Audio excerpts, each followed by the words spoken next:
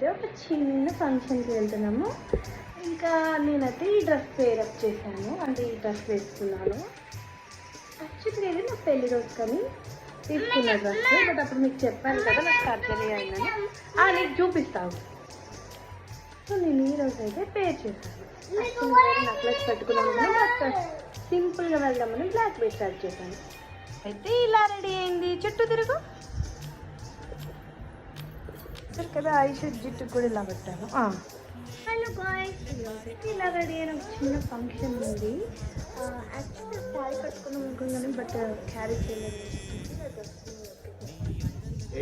చూస్తున్నారు మా హస్బెండ్ ఈరోజు వీడియో స్మైల్ ప్లీజ్ రాలేదు, స్మైల్ చేసుకోండి.